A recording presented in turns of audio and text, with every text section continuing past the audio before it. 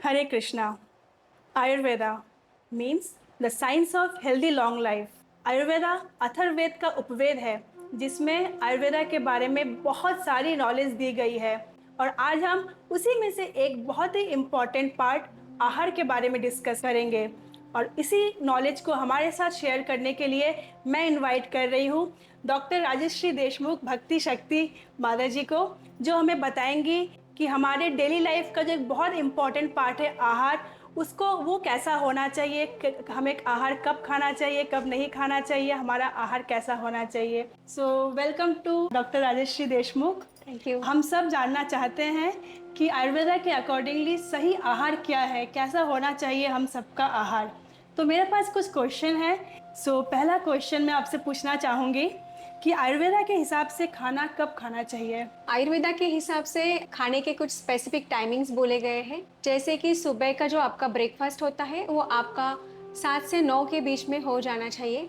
आपका लंच 12 से 2 के बीच में होना चाहिए और आपका डिनर 6 से 8 के बीच में होना चाहिए। अगर आपको ये टाइमिंग मेंटेन करना पॉसिबल नहीं है तो आप एक स्पेसिफिक फिक्स टाइमिंग रखें और उसके हिसाब से खाना खाएं। दूसरा एक बहुत इंपॉर्टेंट चीज़ है कि बहुत सारे लोग टाइमिंग तो फिक्स करते हैं, लेकिन ऐसे होता है कि उनको भूख नहीं लगा है या फिर पहले का खाना पचा हुआ नहीं है। तो अगर आपका पहले का खाना नहीं पचा है तो आपका जो लंच का टाइम या डिनर का टाइम होता है तो आप खाना ना खाएं या फिर कुछ लाइट खाना खाएं ताकि आपका खाना पच जाए। अब ये कैसे पता चले कि पहले का खाना पचा हुआ है नहीं है? तो आप जब पानी पीते हो तो आपको डकार आता है, और डकार आने के बाद अगर आपको खाने का कुछ भी टेस्ट या स्मेल नहीं है तो इसका मतलब आपने पहले जो खाना खाया है वो पच गया है। उसके बाद ही आप खाना खा सकते हैं। Very nice. अच्छा, तो दूसरा क्वेश्चन है खाना कितनी बार खाना चाहिए हमें। कुछ लोग कहते हैं कि हमें 2 बार 3 बार, या फिर कुछ लोगों के अंदर ऐसी भी मैंने देखा पाया जाता है कि वो दिन में 5-6 बार खाना खाते हैं थोड़े थोड़े क्वांटिटी में। तो आयुर्वेदा क्या रिकमेंड करता है। खाना कितनी बार खाना चाहिए, इसके लिए बहुत सारे फैक्टर्स अफेक्ट करते हैं। जैसे आपका प्रकृति कौन सा है। अगर आप पित्त प्रकृति के हैं तो आपका डाइजेस्टिव फायर या जो जाठराग्नि हम बोलते हैं वो बहुत स्ट्रांग होता है। तो इस इन लोगों के लिए हम दिन में 3 बार या 4 बार भी ये खाना खा सकते हैं, क्योंकि उनमें वो पचाने की क्षमता है। लेकिन जो कफ प्रकृति के लोग होते हैं उनमें डाइजेस्टिव फायर थोड़ा लो होता है, तो उनके लिए हम 2 टाइम ही खाना रेकमेंड करते हैं। या फिर कुछ लोग ऐसे हैं कि जिनका शारीरिक मेहनत बहुत ज़्यादा है, लेबर क्लास जो लोग होते हैं, तो वो दिन में 3 या 4 बार खाना खा सकते हैं। लेकिन जिन जिन लोगों का लाइफस्टाइल सीडेंटरी है, एक जगह पे बैठ के अगर आप काम कर रहे हो, तो प्रेफरेबली आप 2 टाइम ही खाना खाएं। ओके, तो आइडियली खाना कैसा होना चाहिए हमारा। खाने में भी आगे बहुत सारे फैक्टर्स आते हैं, जैसे कि खाना गर्म होना चाहिए। आयुर्वेदा बोलता है उष्णम अश्नियात। फिर मात्रावत अश्नियात, मतलब एक स्पेसिफिक क्वांटिटी में आपके दोनों हाथों के अंजलि में जितना खाना आता है उतना एक पर्सन के लिए सफिशिएंट होता है, तो उतना खाना खाना चाहिए। फिर स्निग्धम अश्नियात, इसका मतलब है कि ये थोड़ा सा ऑयलीनेस उसमें होना चाहिए। और खाने के लिए जो आपके आजू बाजू आप जो देश में रहते हैं वहाँ पे जो खाना उगता है वैसा ही खाना आपको, वही खाना अगर आप लेंगे तो आपके शरीर उसको अच्छे से डाइजेस्ट कर सकता है। या फिर आप ट्रेडिशनली आप कुछ खाना खा रहे हो, आपके फैमिली के ट्रेडिशन से कुछ खाना आप ले रहे हो, तो वो खाना भी आपके बॉडी को साथ में हो जाता है, तो वो भी आप खाना खा सकते हैं। ओके। अच्छा, एक चीज़ जो बहुत ही कॉमन पाई जा रही है कि खाना शाकाहारी होना चाहिए या मांसाहारी। कुछ लोगों के अनुसार हमें प्रोटीन नॉनवेज से मिलता है, जैसे कि एग हो गया, चिकन हो गया। तो इस बारे में आयुर्वेदा का क्या मत है। आयुर्वेदा में ऐसा नहीं लिखा है कि खाना खाली शाकाहारी ही होना चाहिए, लेकिन कुछ कुछ स्पेसिफिक कंडीशन है वहाँ पे मांसाहार भी बोला गया है। लेकिन वो आपके शरीर में कुछ डिसीज है तो उसके अकॉर्डिंगली बोला है। लेकिन जो डेली बेसिस पे हमें जो खाना लेना है वो प्रेफरेबली शाकाहारी होना चाहिए, क्योंकि हमारे आंतों का जो रचना है, हमारे दांतों की रचना है, वो शाकाहारी के हिसाब से ही बनाई है। तो प्रकृति ने हमें इस तरीके से बनाया है कि हम शाकाहारी खाना अच्छे से डाइजेस्ट कर सकते हैं, इसलिए प्रेफरेबली हमें शाकाहारी ही लेना चाहिए।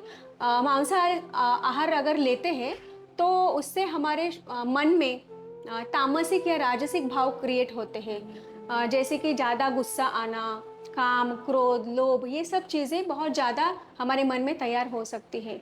इसलिए शाकाहारी खाना हमारे मन को और शरीर को दोनों को तंदुरुस्त रखता है। और फिर खाना कैसे खाना चाहिए? ओके।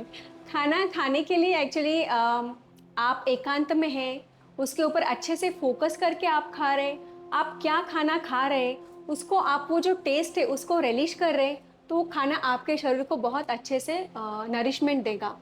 आयुर्वेदा बोलता है कि तन मना भुंजित, मतलब तन से और मन से हमें खाना खाना चाहिए। आप जो भी खाना खा रहे हैं उसको आप टेस्ट कर रहे हैं, आप उसमें क्या-क्या कौन से टेस्ट है उसको फ़ील कर रहे हैं। तो वैसा अगर आप खाना खाते तो आपके शरीर को बहुत अच्छे से हेल्प करता है। और एक चीज़ है कि अगर आप फ़ोकस करके खा रहे तो आपको समझ में आता है कि आप कितना क्वांटिटी में खा रहे हैं। आप अगर टीवी, मोबाइल लगा के खाना खा रहे हैं तो आपको समझ में नहीं आता है कि आप कितना खाना खा रहे हैं। तो अगर आप फ़ोकस करके खाना खाते हैं तो आपको आपके जो स्टमक है उसके 4 इमेजिनरी पार्ट बनाने हैं। उसका जो 2 पार्ट है, 2 हिस्सा है, उतना आप अन्न खाइए, एक हिस्सा है उतना आप द्रव भाग लीजिए, मतलब लिक्विड्स लीजिए, और एक जो पार्ट बचता है उसको आपको खाली रखना है ताकि आपने खाया हुआ खाना अच्छे से मिक्स हो सके। जैसे हाँ, एक एग्जांपल दूंगी, जैसे मिक्सी में हम कुछ ग्राइंड करते हैं तो अगर उसको हम पूरा स्टफ करेंगे तो वो अच्छे से ग्राइंड नहीं होता है, लेकिन उसमें अगर आप थोड़ा सा स्पेस रखेंगे तो फिर वो खाना वो जो ग्राइंडर है अच्छे से घूमता है। सेम सिचुएशन हमारे स्टमक में भी होता है, इसलिए थोड़ा सा पोर्शन हमें खाली रखना चाहिए। अमेजिंग। अच्छा, एक बहुत इंटरेस्टिंग सा क्वेश्चन है कि पानी पीने को लेकर भी बहुत कंफ्यूजन है लोगों में कि पानी खाना खाने के पहले पीना चाहिए या बाद में। कुछ कुछ लोगों में एक आदत है कि वो खाते खाते पानी पीते रहते हैं, तो इसमें आपका क्या कहना है?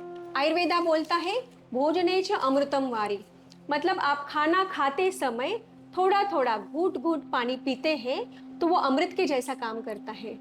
तो ना ही भोजन के पहले पानी पीना है, ना ही भोजन के बाद पानी पीना है। भोजन करते समय थोड़ा थोड़ा हल्का गुनगुना पानी अगर आप लेते हैं तो वो आपके खाने को अच्छे से डाइजेस्ट करने में हेल्प करता है।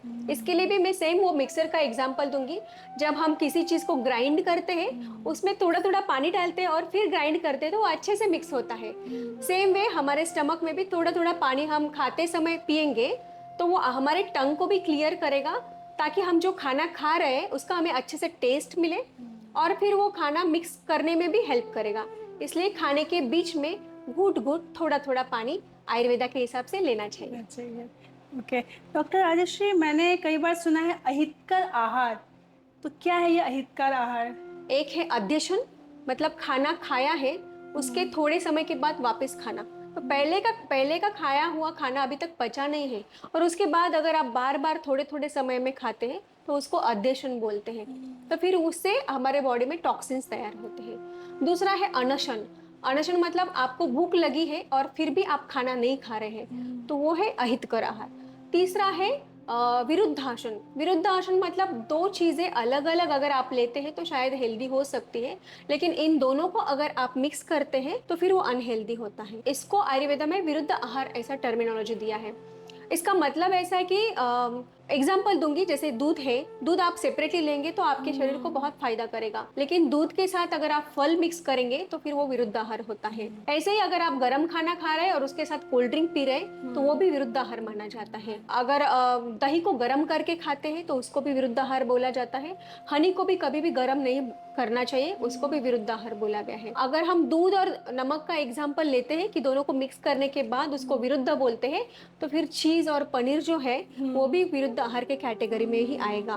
और आजकल सो कॉल्ड जो जंक फूड, फास्ट फूड जो मिलता है वो सब ऑलमोस्ट विरुद्ध आहार के कैटेगरी में आता है। तो इसलिए ये भी अहितकर आहार बोला गया है। लेकिन अहितकर आहार या बुरी आदतें जैसे कि जंक फूड खाना इत्यादि को कैसे छोड़ सकते हैं? क्योंकि आजकल जो ट्रेंड बन चुका है इस तरह के जंक फूड का, तो इसको अगर इससे अगर हमें निकलना है, छोड़ना है, तो हमें कैसे, क्या आयुर्वेदा कैसे हेल्प करेगी हमें? एक्चुअली देखा जाता है कि बहुत बार ये जंक फूड जो होता है वो बहुत एडिक्टिव होता है, तो एक बार खाने के बाद बार बार उसको खाने का मन करता है और ऐसे ही बहुत सारे लोगों को इसका एक एडिक्शन जैसा हो गया है। तो कोई भी एडिक्शन है तो उसको छोड़ने के लिए आयुर्वेदा ने एक ट्रिक बोला है। जैसे कि अगर आप हफ्ते में 4-5 बार जंक फूड खाते हैं तो आपको क्या करना है कि आप जितने क्वांटिटी में या फिर जितने आपके एपिसोड से खाना खाने के गलत खाना या विरुद्ध आहार खा रहे हैं, तो उसके 1/4 पोर्शन को आपको कम करना है और उसके अलावा उसमें आपको 1/4 अच्छा क्वांटिटी, अच्छा क्वालिटी वाला जो हेल्दी फूड है वो इंक्लूड करना है। अगर आप हर हफ्ते ऐसा ही 1/4 पोर्शन गलत खाने का निकालेंगे और उसमें आप अच्छा हेल्दी फूड ऐड करेंगे, तो धीरे धीरे एक समय आएगा कि आपके लाइफ से पूरा जंक फूड गायब हो जाएगा और पूरा हेल्दी फूड ऐड हो जाएगा। इस तरीके से आप उसको छोड़ सकते हैं। आप एकदम से छोड़ना चाहेंगे तो फिर मुश्किल रहेगा और आप कभी भी छोड़ नहीं पाएंगे। तो आप भी अपना सकते हैं इस ट्रिक्स को, बहुत ही इंटरेस्टिंग लगा। तो नेक्स्ट क्वेश्चन मैं पूछूंगी आपसे। ऐसा देखा जाता है कि कुछ लोग अधिकतर मीन्स गलत खाना खाते हैं फिर भी बीमार नहीं पड़ते, what is the reason? Actually क्या है ना कि अगर आपका डाइजेस्टिफायर बहुत अच्छा है, अग्नि अच्छा है, या फिर आप बहुत ज़्यादा फिजिकल वर्क करते हो, तो ज़्यादा फिजिकल वर्क करने की वजह से भी आपका मेटाबॉलिज्म या डाइजेस्टिफायर बहुत स्ट्रांग हो जाता है। ऐसे कंडीशन में अगर आप कुछ गलत खाना खा ही लेते हो तो भी आपका अग्नि इतना स्ट्रांग होता है कि वो उसको पचा लेता है। इसलिए आपके शरीर पे उसके इतने बुरे असर नहीं होंगे जो कि एक नॉर्मल पर्सन को गलत खाने से होते हैं। इसलिए उन लोगों को थोड़ी छूट दी गई है कि कभी-कभी अगर वो गलत खाना खा ही लेते हैं, तो उनके शरीर पे उतने ज़्यादा बुरे असर नहीं होंगे। लेकिन फिर भी बुरा खाना तो बुरा ही है। एक समय आएगा कि जब उनका शरीर भी उसके नेगेटिव इफ़ेक्ट्स दिखाना चालू कर देगा। इसलिए प्रेफ़रेबली हमें अच्छा ही खाना खाना है। धन्यवाद, thank you so much doctor Rajshree कि इतना इम्पॉर्टेंट नॉलेज हम सबके साथ शेयर करने के लिए है। और लेकिन हम फिर मिलेंगे एक बहुत ही इंटरेस्टिंग एंड इम्पॉर्टेंट टॉपिक जो है प्रकृति। हर इंसान का अलग अलग प्रकृति होता है, तो डॉक्टर राजश्री एक बार फिर हम हमारे साथ आएंगी। हर किसी के प्रकृति के अकॉर्डिंग उनका आहार कैसा होना चाहिए, इस नॉलेज को हमारे साथ शेयर करने के लिए हमारे साथ बने रहिएगा। टिल देन स्वस्थ रहिए, खुश रहिए। हरे कृष्णा। हरे कृष्ण।